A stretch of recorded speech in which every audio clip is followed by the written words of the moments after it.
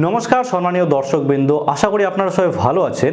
আজকে আমি আপনাদের সঙ্গে বিশেষ কিছু ধরনের আপডেট দিতে চলে এসেছি, যেটা আপডেট কিন্তু সম্প্রতি সামনের মাস থেকে মে মাস থেকে কিন্তু লাগু হয়ে যেতে চলেছে। কিছু কিছু আপডেট, যেমন ধরেন আপনার ব্যাংকের অ্যাকাউন্ট সম্বন্ধিত এবং আপনার যে এলপিজি গ্যাস সেটা বুকিং সম্বন্ধিত কিছু আপডেট, সেই আপডেটগুলো আমি আপনাদের সঙ্গে শেয়ার করব।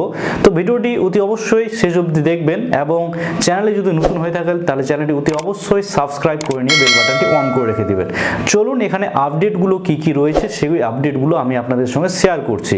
এখানে প্রথম আপডেট যদি বলে দিই, তাহলে এখানে যে রয়েছে আপডেটের মধ্যে যদি বলিনি, এলপিজি যে বুকিং রুলস চেঞ্জ হতে চলেছে, তার সঙ্গে সঙ্গে পহেলা মে থেকে কিন্তু নতুনভাবে কিন্তু আপডেট হয়ে যাবে এবং ব্যাংকিং রুলস বেশ কিছু পাল্টানো হয়েছে বা মানে সদর জানানো হয়েছে।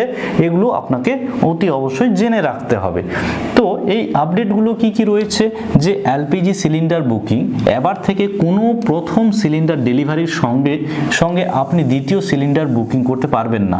শহরের ক্ষেত্রে এই জিনিসটা 25 দিন এবং গ্রামের ক্ষেত্রে এই জিনিসটা 45 দিন। আপনারা হয়তো এতদিন পর্যন্ত বেশ কিছু জায়গায় যে একটা গ্যাস বুকিং করলেন, তার কিছুদিন পর বা সত্তর আপনি দ্বিতীয় গ্যাস বুকিং করতে পারছিলেন, কিন্তু এবার থেকে এই জিনিসটি হবে না। এখানে নতুন রুলসে এখানে বলে দেওয়া হয়েছে পহেলা মে থেকে কিন্তু এই জিনিসটা হবে না। গ্রামের ক্ষেত্রে 45 দিন পর আপনাদের গ্যাস বুকিং হবে দ্বিতীয় গ্যাসটা, এবং শহরের ক্ষেত্রে এই জিনিসটা 25 দিন বলা হয়েছে। আর কি রয়েছে, যে ওটিপি ডেলিভারি, এই ওটিপি ডেলিভারি কি বলা হয়েছে, যে ডেলিভারি অথেন্টিকেশন কোড যেটা হচ্ছে ওটিপি আপনাকে কিন্তু দিতে হবে পহেলা মের পর থেকে। যদি কোনো ডেলিভারি বয় আপনার গ্যাস বুকিং দিতে আসে, তাহলে আগে কিনা এরকমই দিয়ে দিত, সেটা নোট করে নেওয়া হয়তো পরবর্তীতে, কিন্তু এখন থেকে এই জিনিসটা আর হবে না। এখন আসলে ওনাকে কি করতে হবে, এখানে কিন্তু আপনার মোবাইলে যে ওটিপি যাবে সেই ওটিপিটা কিন্তু ওখানে দিয়ে তবেই ভেরিফিকেশন করে তবেই কিন্তু এখানে গ্যাস ডেলিভারি করা হবে। কেননা এখানে কিন্তু অনেক রকমভাবে নীতি নির্দেশ অনুযায়ী এই জিনিসটা করা হচ্ছে, যে ঝামেলা সম্প্রতি দিনের হচ্ছে তার উপর ভিত্তি করে। আর কি বলা হচ্ছে, উজ্জ্বলা যোজনার ক্ষেত্রে বড় নিয়ম এবার কি করেছে, প্রধানমন্ত্রী উজ্জ্বলা যোজনার ক্ষেত্রে কেওয়াইসি বাধ্যতামূলক করা হয়েছে।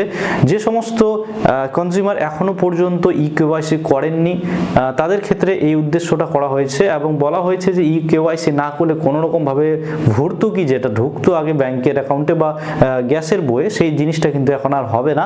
এটা কিন্তু নতুন নিয়মভাবে লাগু করা হয়েছে, কোনো রকমভাবে কোনো অ্যাকাউন্টে কিন্তু ভর্তুকি ঢুকবে না।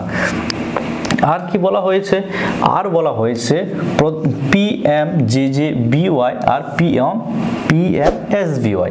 এখানে কি বলা হয়েছে, বলছে প্রিমিয়াম অটো ডেবিট এখানে করে দেওয়া হয়েছে। এখানে অটো ডেবিট আগে বেশ কিছু সময় ছিল না, নোটিশ পাঠানো হতো, কিন্তু এখন এই জিনিসটা অটো ডেবিট করা হয়েছে পয়লা মে থেকে যেটা হবে। সেখানে কি বলা হয়েছে, প্রধানমন্ত্রী জীবন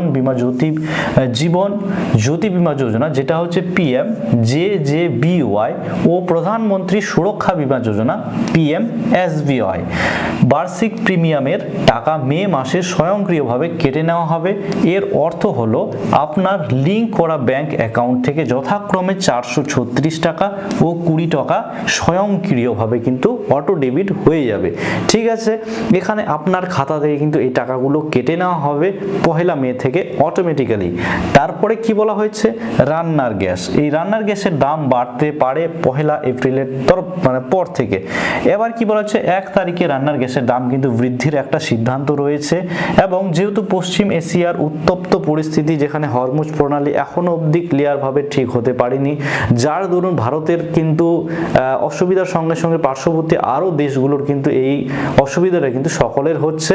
তো এখানে আমি সেই জিনিসটা তুলে ধরলাম, আপনাদের সঙ্গে শেয়ার করলাম, যে হতে পারে এই এলপিজি গ্যাসের দাম কিন্তু পরের মাস থেকে কিন্তু বাড়তে চলেছে।